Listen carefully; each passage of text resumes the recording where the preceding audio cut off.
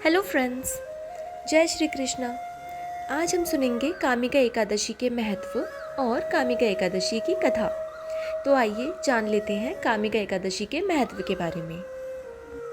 अर्जुन ने कहा, हे प्रभु, मैंने आषाढ़ माह के शुक्ल पक्ष की देवसेनी एकादशी का सविस्तार वर्णन सुना। अब आप मुझे श्रावण माह के कृष्ण पक्ष की एकादशी की कथा सुनाने की कृपा करें। इस एकादशी का नाम क्या है, इसकी विधि क्या है, इसमें किस देवता की पूजा होती है, इसका उपवास करने से मनुष्य को किस फल की प्राप्ति होती है। भगवान श्री कृष्ण ने कहा, हे श्रेष्ठ धनुर्धर, मैं श्रावण माह की पवित्र एकादशी की कथा सुनाता हूँ। ध्यानपूर्वक सुनना। एक बार इस एकादशी की पावन कथा को भीष्म पितामह ने लोकहित के लिए नारद जी से कहा था। एक समय नारद जी ने कहा, हे पितामह, आज मेरी श्रावण के कृष्ण पक्ष की एकादशी की कथा सुनने की इच्छा है, अतः आप इस एकादशी की व्रत कथा विधान सहित सुनाइए। नारद जी की इच्छा को सुन पितामह भीष्म ने कहा, हे नारद जी, आपने बहुत ही सुंदर प्रस्ताव किया है। अब आप बहुत ध्यानपूर्वक इसे सुनना। श्रावण माह के कृष्ण पक्ष की एकादशी का नाम कामिका एकादशी है। इस एकादशी की कथा सुनने मात्र से ही वाजपेयी यज्ञ के फल की प्राप्ति होती है। कामिका एकादशी के उपवास में शंख चक्र गदाधारी भगवान विष्णु का पूजन होता है। जो मनुष्य इस एकादशी को धूप दीप नैवेद्य आदि से भगवान विष्णु की पूजा करते हैं, उन्हें गंगा स्नान के फल से भी उत्तम फल की प्राप्ति होती है। सूर्य ग्रहण और चंद्र ग्रहण में केदार और कुरुक्षेत्र में स्नान करने से जिस पुण्य की प्राप्ति होती है, वह पुण्य कामिका एकादशी के दिन भगवान विष्णु की भक्तिपूर्वक पूजा करने से प्राप्त हो जाता है। भगवान विष्णु की श्रावण माह में भक्तिपूर्वक पूजा करने का फल समुद्र और वन सहित पृथ्वी दान करने के फल से भी ज़्यादा होता है। व्यतिपात में गंडकी नदी में स्नान करने से जो फल प्राप्त होता है, वह फल भगवान की पूजा करने से मिल जाता है। संसार में भगवान की पूजा का फल सबसे ज़्यादा है, अतः भक्तिपूर्वक भगवान की पूजा ना बन सके तो श्रावण माह के कृष्ण पक्ष की कामिका एकादशी का उपवास करना चाहिए। आभूषणों से युक्त बछड़ा सहित गौदान करने से जो फल प्राप्त होता है, वह फल कामिका एकादशी के उपवास से मिल जाता है। जो उत्तम द्विज श्रावण माह के कृष्ण पक्ष की कामिका एकादशी का उपवास करते हैं तथा भगवान विष्णु का पूजन करते हैं, उनसे सभी देव नाग किन्नर पितृ आदि की पूजा हो जाती है।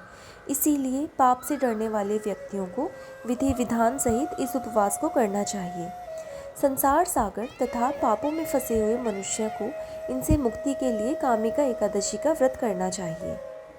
कामिका एकादशी के उपवास से भी पाप नष्ट हो जाते हैं। संसार में इससे अधिक पापों को नष्ट करने वाला कोई और उपाय नहीं है। हे नारद जी, स्वयं भगवान ने अपने मुख से कहा है कि मनुष्य को आध्यात्म विद्या से जो फल प्राप्त होता है, उससे अधिक फल कामिका एकादशी का व्रत करने से मिल जाता है।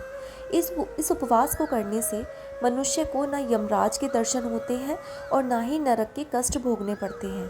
वह स्वर्ग का अधिकारी बन जाता है।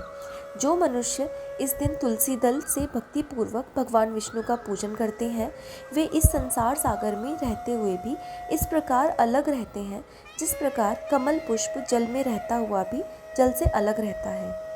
तुलसी दल से भगवान श्री हरि का पूजन करने का फल 1 बार स्वर्ण और 4 बार चांदी के दान के फल के बराबर है।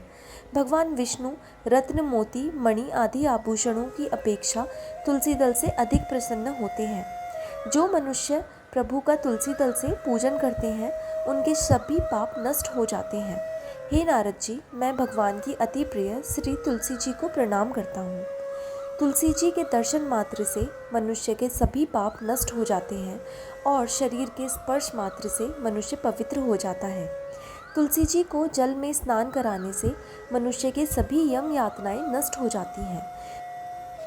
जो मनुष्य तुलसी जी को भक्तिपूर्वक भगवान के श्री चरण कमलों में अर्पित करता है, उसे मुक्ति मिलती है। इस कामिका एकादशी की रात्रि को जो मनुष्य जागरण करते हैं और दीपदान करते हैं, उनके पुण्य को लिखने में चित्रगुप्त भी असमर्थ है।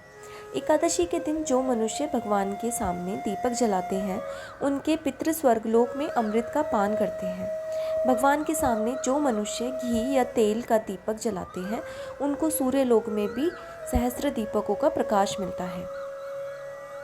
आइए अब सुन लेते हैं कामिका एकादशी की व्रत कथा। एक गांव में एक वीर क्षत्रिय रहता था। एक दिन किसी कारणवश उसकी ब्राह्मण से हाथापाई हो गई और ब्राह्मण की मृत्यु हो गई। अपने हाथों मारे गए ब्राह्मण की क्रिया उसने करनी चाहिए, परंतु पंडितों ने उसे क्रिया में शामिल होने से मना कर दिया। ब्राह्मणों ने बताया कि तुम पर ब्रह्म हत्या का दोष है, पहले प्रायश्चित कर इस पाप से मुक्त हो, तब हम तुम्हारे घर भोजन करने आएंगे। इस पर क्षत्रिय ने पूछा कि इस पाप से मुक्त होने के क्या उपाय हैं।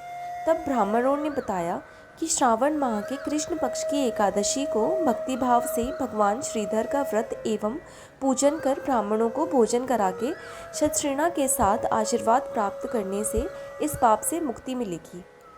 पंडितों के बताए हुए तरीके पर व्रत करने वाली रात में भगवान श्रीधर ने क्षत्रिय को दर्शन देकर कहा कि तुम्हें ब्रह्महत्या के पाप से मुक्ति मिल गई है। इस व्रत के करने से ब्रह्महत्या आदि के सभी पाप नष्ट हो जाते हैं और इस लोक में सुख भोग कर प्राणी अंत में विष्णु लोक को जाते हैं।